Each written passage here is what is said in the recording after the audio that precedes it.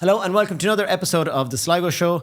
Today we have a very special guest. We have Aileen Slein. Aileen, you're very welcome to The Sligo Show. Thank you very much. And you have a job that we don't often come across every day. So tell us what that job is.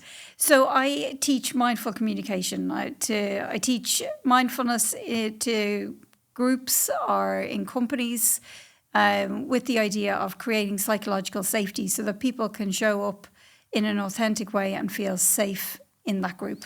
So if I went to one of your classes, I'm in a company, Can you give me like 3 things I learn or come away with going, I understand? Because, people mightn't understand what's mindful communication. So what I do is, the first thing I do is we set up the pillars of communication. So I have a list that I suggest of things that are very useful for us to name and bring out into the group.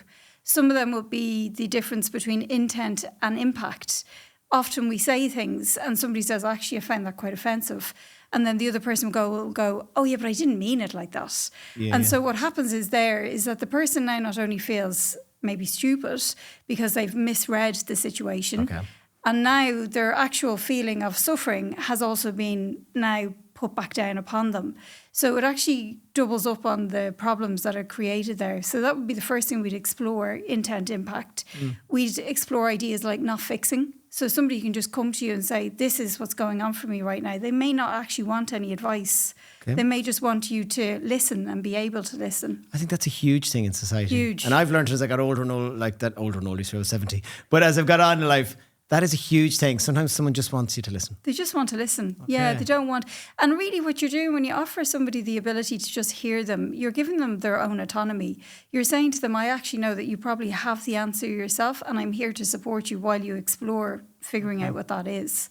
So we would also have like things like shame and blame. So we don't shame anybody in a group. We don't blame anything in a group.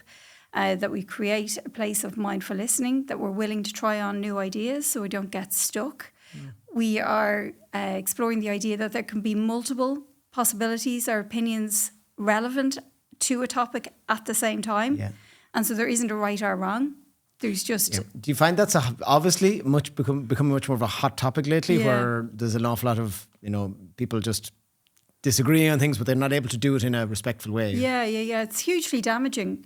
And like all of what happens is that we just get stuck on proving a point and we actually forget about what we're trying to achieve. Yeah. So what I really find effective is that at the beginning of a group is that I bring to the table like 15 of these ideas. And then I ask people to add in other elements that they feel that they've noticed weren't relevant, wasn't present in a group when they were, working.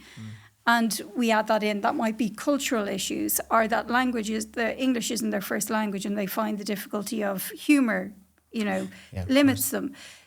But it's amazing because when you start to bring this stuff out into the light and people start talking about it, then all of a sudden everybody takes on responsibility for it.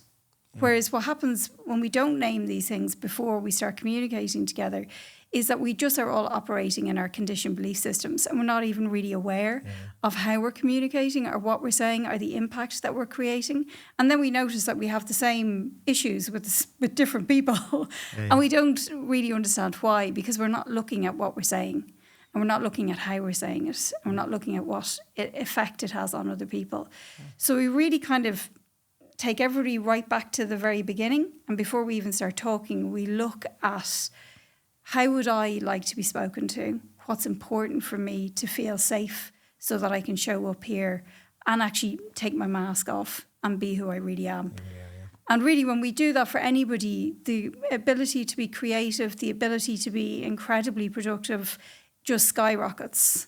But when we feel unsafe, unheard, unseen, we are very limited. Yeah. It sounds like a really interesting training for anyone, especially anyone working in large groups, small groups, to just go, okay, I can say what I want to say in a certain way, but I have to be literally mindful of everyone else because this is like whether this may be political, just difference of opinion on a topic or whatever it is, it could be just in a work project, Yeah. So, okay. So I'm intrigued learning about what you do. And so what's your background or how did you come to this stage? Or? So I used to work in the corporate world. I used to work like for some big brands like Sky TV and people like that. And, I'd bought the house and I'd done all what you're meant to do, tick those boxes. And then I became very disillusioned with that world. So I headed off. I sold everything and I headed off to India, and I lived over there for 3 years. So I predominantly went there to study the Advaita philosophy, which is the philosophy of yoga. So I went over and I spent quite a bit of time with different teachers over there. I also did a lot of yoga while I was over there. But meditation and mindfulness would have been really key to me. This, really, really understanding who we are and why we're here and what the point is of being a human, And so then when I came back, I have been teaching mindfulness, meditation, yoga. I train people to be yoga teachers as well. Okay. And then I suppose I started to bring this more and more into companies and working with groups around this mindful communication. Yeah. So that's a very brief space of where I've come from. So to drop everything, was it the best thing you've ever done? Was it like really tough at the time?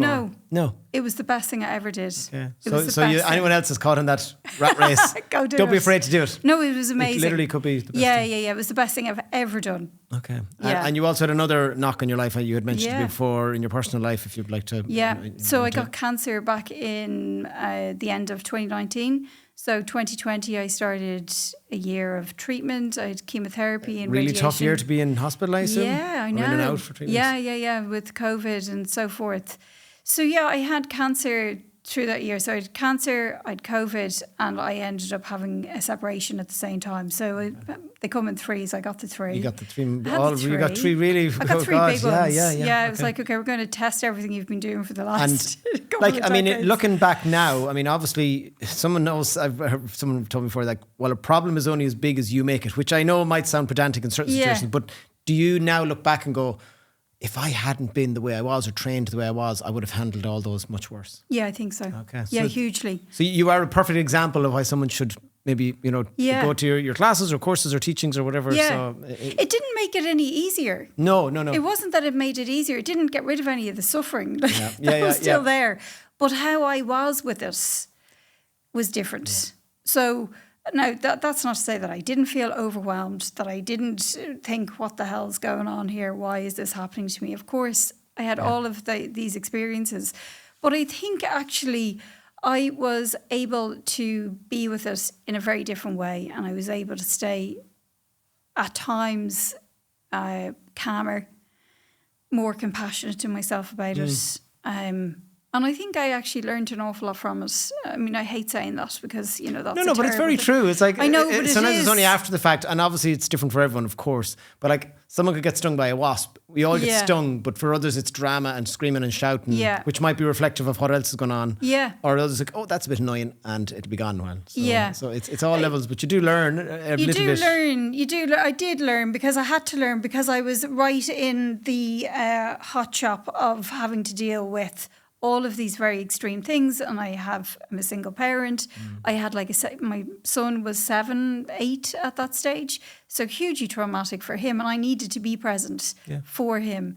So, the tools I had, but I really had to put them into place. Okay. And you are, as you said, you're now advancing more and more doing this, and you're looking to put on some events in the coming year, and you have a very special speaker coming over, you're saying? I do. So, really, I suppose one of the things that I see is this lack of inclusion when I go to places. Marginalised groups of people are marginalised.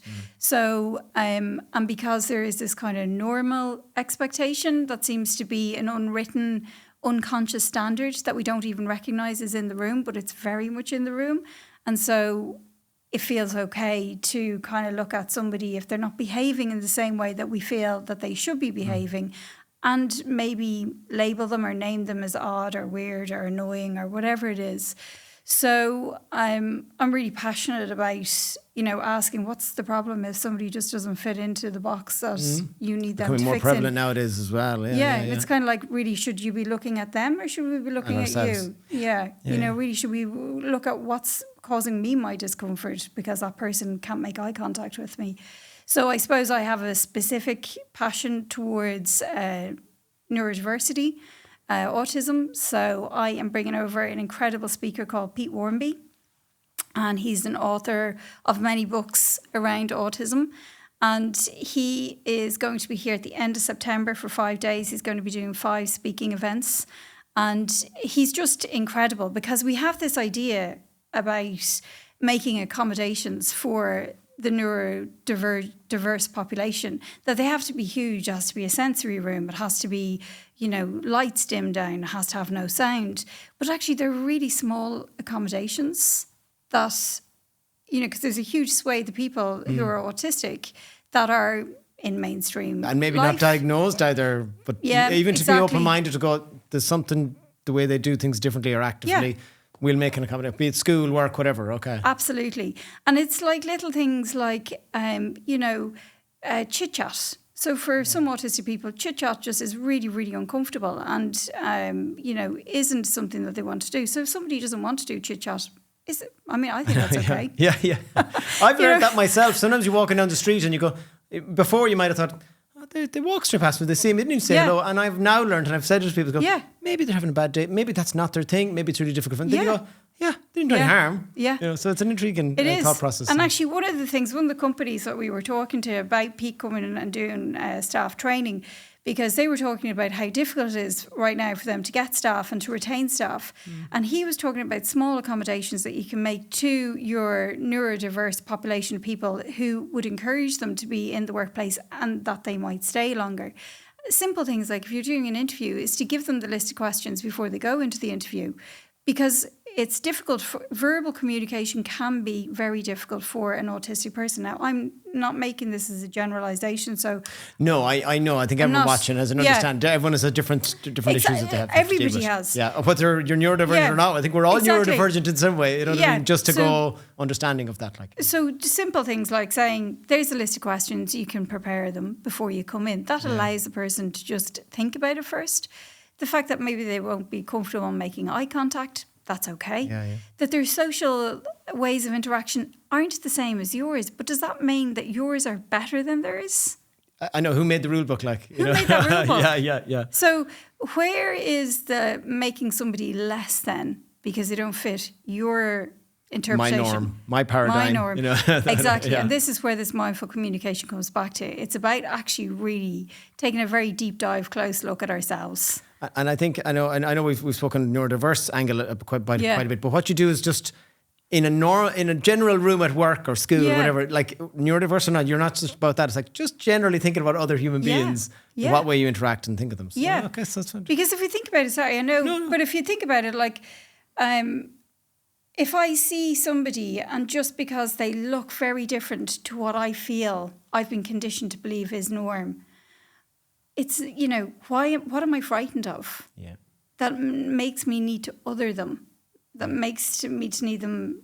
Pass a quick judgment for no reason. Yeah. If you sat in a room and had to work on a project with them, you might go, oh my God. Yeah, they're amazing. I'm completely misinformed of what I told them. So I think it's for where we are in our lives right now. I think it's actually really important. So I'd say we could talk for about 5 hours now, but I mean, we have to. I want to make sure we remind people.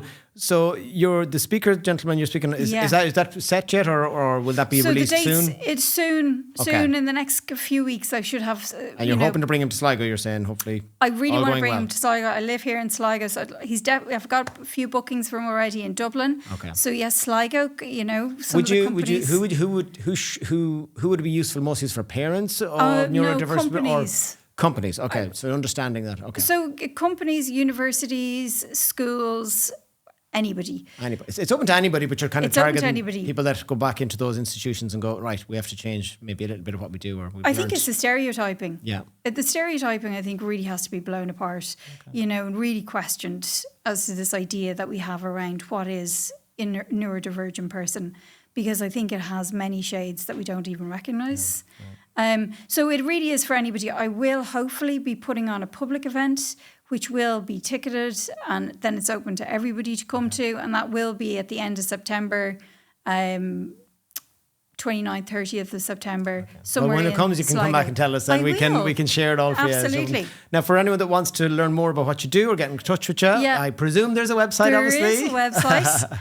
So what is that? It's my name, Aileen Slein, and my surname is a tricky one. Not the castle in Meath. It's not the castle in Meath. So how do we spell that one? Slein. Well, we'll put it in the comments here as well. That's brilliant. And the link on that. So it's just my website, and my contact details are there. Anybody can just send me an email or give me a call. Well, that was a very, how would I say, a different kind of interview, and I've learned a lot, and it's really intriguing what you're doing. Yeah. So, I look forward to seeing more of this coming along, and I said hopefully more and more people tune into what you're saying and engage with you. Yeah, brilliant. Thank you so much for your time. Very good. Aileen, nice for having you, and nice to have you on, I should say, and we will see you again soon. Yeah, brilliant. Thanks very much to Aileen Slein there. Go and check out her social media, her website. It sounds like an amazing work that she does, and the upcoming events she has should be amazing. Thanks again to Brian behind the cameras doing all the real work on the show, and thanks to our sponsors, Pet Stop Discount Warehouse. Go and check them out, share, because they're supporting this show, so let's support them. See you all again next time.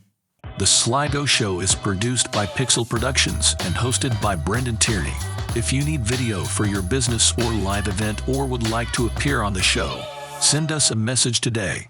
This show is in partnership with ATU Sligo Innovation Centre, the hub of innovation and commercial enterprise for startups, industry, and academia. If you like what you just watched, we would love if you could please like, share, subscribe, depending on the channel you're watching on. It will just really help us grow our voluntary project here at the Sligo Show. So thanks for watching, and thanks in advance for sharing.